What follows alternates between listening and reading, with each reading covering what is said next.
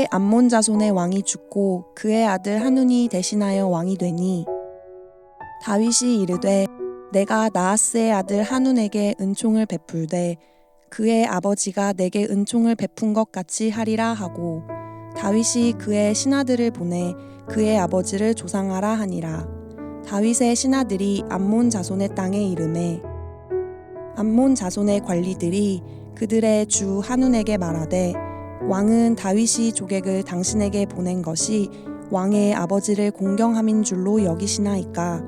다윗이 그의 신하들을 당신에게 보내 이 성을 엿보고 탐지하여 함락시키고자 함이 아니니까 하니 이에 하눈이 다윗의 신하들을 잡아 그들의 수염 절반을 깎고 그들의 의복의 중동 볼기까지 자르고 돌려보내매 사람들이 이 일을 다윗에게 알리니라. 그 사람들이 크게 부끄러워하므로 왕이 그들을 맞으러 보내 이르기를 너희는 수염이 자라기까지 여리고에서 머물다가 돌아오라 하니라. 암몬 자손들이 자기들이 다윗에게 미움이 된 줄 알고 암몬 자손들이 사람을 보내 벳르홉 아람 사람과 소바 아람 사람의 보병 2만 명과 마아가 왕과 그의 사람 1,000명과 돕 사람 12,000명을 고용한지라. 다윗이 듣고 요압과 용사의 온 무리를 보내매 암몬 자손은 나와서 성문 어귀에 진을 쳤고 소바와 르홉 아람 사람 돕과 마아가 사람들은 따로 들에 있더라. 요압이 자기와 맞서 앞뒤에 친 적진을 보고 이스라엘의 선발한 자 중에서 또 엄선하여 아람 사람과 싸우려고 진치고 그 백성의 남은 자를 그 아우 아비새의 수하에 맡겨 암몬 자손과 싸우려고 진치게 하고 이르되 만일 아람 사람이 나보다 강하면 내가 나를 돕고 만일 암몬 자손이 너보다 강하면 내가 가서 너를 도우리라. 너는 담대하라. 우리가 우리 백성과 우리 하나님의 성읍들을 위하여 담대히 하자. 여호와께서 선히 여기시는 대로 행하시기를 원하노라 하고 요압과 그와 함께한 백성이 아람 사람을 대항하여 싸우려고 나아가니 그들이 그 앞에서 도망하고 암몬 자손은 아람 사람이 도망함을 보고 그들도 아비새 앞에서 도망하여 성읍으로 들어간지라. 요압이 암몬 자손을 떠나 예루살렘으로 돌아가니라. 아람 사람이 자기가 이스라엘 앞에서 패하였음을 보고 다 모임에 하다데셀이 사람을 보내 강 건너쪽에 있는 아람 사람을 불러 내매 그들이 헬람에 이르니 하다데셀의 군사령관 소박이 그들을 거느린지라. 어떤 사람이 다윗에게 알림해 그가 온 이스라엘을 모으고 요단을 건너 헬람에 이르매 아람 사람들이 다윗을 향하여 진을 치고 더불어 싸우더니 아람 사람이 이스라엘 앞에서 도망한지라. 다윗이 아람 병거 700대와 마병 4만 명을 죽이고 또 그 군사령관 소박을 치매 거기서 죽으니라. 하다데셀에게 속한 왕들이 자기가 이스라엘 앞에서 패함을 보고 이스라엘과 화친하고 섬기니 그러므로 아람 사람들이 두려워하여 다시는 암몬 자손을 돕지 아니하니라. 4월 26일 수요일 새벽 말씀 큐티를 시작하겠습니다. 오늘 본문을 보면 암몬 자손의 왕 나하스가 죽고 그의 아들 하눈이 왕이 되었습니다. 이에 다윗은 자신들의 신하를 암몬 자손의 땅으로 조문하여 보냅니다.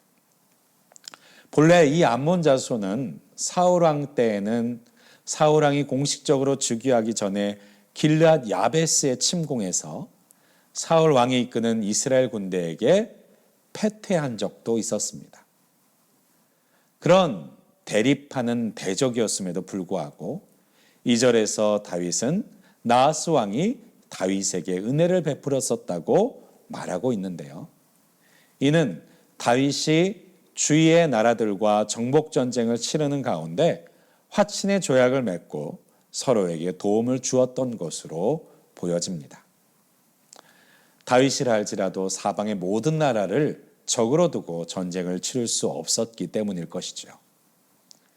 그런데 나하스 왕의 뒤를 이어 왕위를 계승한 한우는요, 그 조문하러 온 다윗의 신하들을 바라볼 때 그 관리들의 말, 그 신하들과 다윗 사이를 이간질하는 그 말에 귀를 기울인 모습을 3절에서 보여줍니다.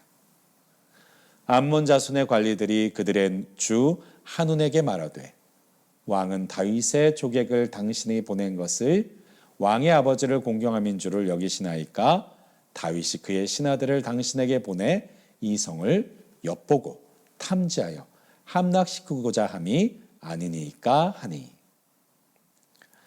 아마도 지금 다윗은 주위에 있는 나라들을 하나하나 정복해 나가기 때문에 이 나라의 사람들 역시 자신들의 땅 또한 다윗의 정복 대상으로 여겨질 것이라고 생각하고 있었던 것 같습니다. 하지만 다윗은 그런 마음이 아니었죠. 하나님의 말씀을 이루어가는 열심으로 나아가고 있었던 다윗은 자신의 야심으로 전쟁을 하지 않았습니다. 무엇보다 2절에 있는 말씀처럼 암몬 사람들에게는 은총을 베풀려고 했던 것으로 보입니다. 그러나 한운 왕은 다윗이 베풀고자 했던 은총을 스스로 걷어차 버립니다. 그래서 다윗이 보낸 신하들을 잡아다가 그들의 수염 절반을 깎고 옷 또한 절반을 잘라 되돌려 보냅니다. 이러한 행동은 당시 문화에서는 당하는 사람에게 죽는 것보다도 더 수치스러운 행동이었습니다. 이러한 일을 당하여 고국으로 돌아왔을 때 다윗은 이 신하들의 모습을 백성들 앞에 보여주면서 전쟁의 기회로 삼을 수도 있었을 정도로 아주 모욕적인 사건이었습니다.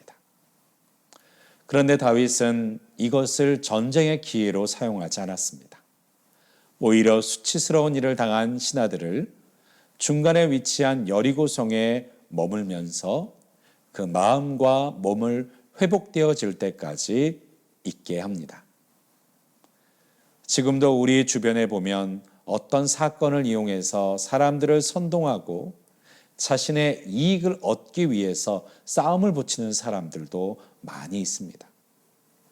다윗은 이 사건을 이스라엘 백성들의 분노를 일으켜 암몬을 정복할 수 있는 좋은 기회로 사용할 수도 있었지만 다윗이 정치적인 사람이 아니라 말씀의 사람이었다는 것을 우리는 찾아볼 수 있는 것이죠.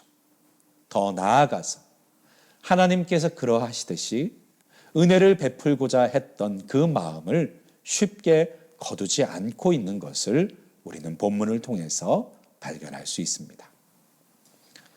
그러나 이러한 다윗의 인내와 궁율에도 불구하고 암몬 왕 한운은 군대를 모으기 시작하고 아람 사람들을 용병으로 고용하여 수만 명의 병사를 준비하기 시작합니다.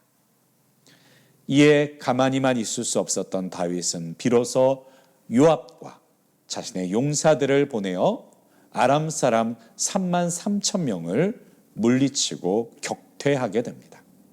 이러한 전쟁과 이 전쟁으로 인한 수많은 희생들이 어디로부터 시작된 것입니까?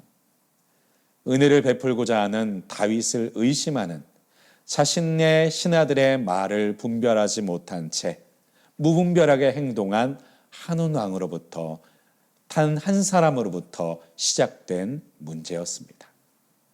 그 한 사람의 무분별한 분별력 없는 행동이 수많은 사람들이 죽고 희생되는 결과를 이루어가게 만든 것이죠.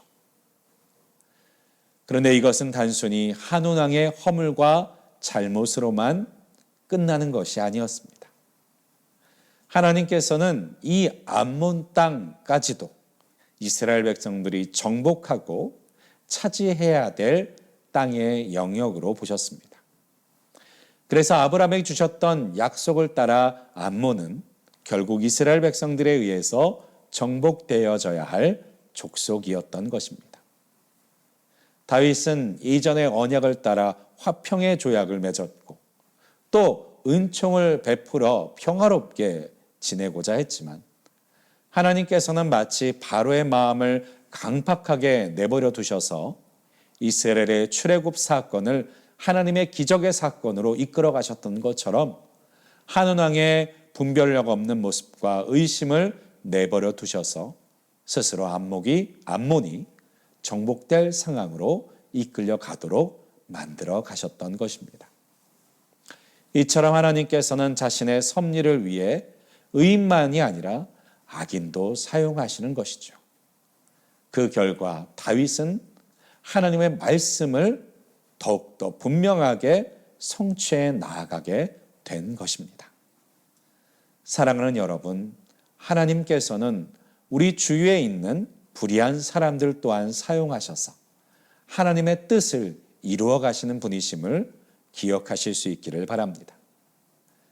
그 방법과 그 뜻이 올바르고 온전하지 못한다 할지라도 우리 마음 가운데 하나님의 비전과 하나님의 꿈을, 하나님의 말씀을 분명히 품고 흔들림 없이 나아가고 있다면 하나님께서는 그 불의한 사람들조차 사용하셔서 우리에게 주신 비전을 그리고 주신 말씀을 성취하게 만드시는 도구로 이끌어 가실 줄을 믿습니다.